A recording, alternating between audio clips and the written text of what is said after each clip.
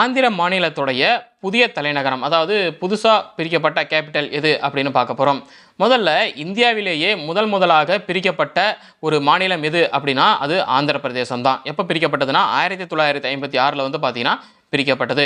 1956 இருந்து 2014 வரைக்கும் ஆந்திர பிரதேசத்துடைய தலைநகரமாக ஹைதராபாத் தான் வந்து பார்த்தீங்கன்னா செயல்பட்டு வந்திருக்கு.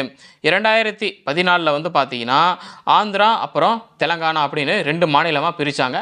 அப்போதைக்கு 2 மாநிலத்துக்கு வந்து பார்த்தீங்கன்னா ஹைதராபாத் தான் தலைநகரமாக இருந்துக்கிட்டு வந்திருக்கு. அதாவது என்னென்னா ஆந்திர சீரமைப்பு சட்டத்தின்படி ஹைதராபாத் வந்து பார்த்தீங்கன்னா 10 ஆண்டுகளுக்கு இரு மாநிலங்களுக்கும் ஆந்திராவுக்கும் சரி தெலங்கானாவுக்கும் சரி ஹைதராபாத் தான் வந்து பார்த்தீங்கன்னா தலைநகரமாக இருந்து வந்திருக்கு. ஸோ இப்போ வந்து பார்த்தீங்கன்னா ஆந்திர பிரதேசத்துடைய அதிகாரப்பூர்வ தலைநகரமாக வந்து பார்த்தீங்கன்னா அமராவதி வந்து பார்த்தீங்கன்னா சொல்லியிருக்காங்க. ஸோ இப்போது ஆந்திர மாநிலத்துடைய அதிகாரப்பூர்வமான தலைநகரம் எது அப்படின்னு கேள்வி கேட்டாங்கன்னா அமராவதி.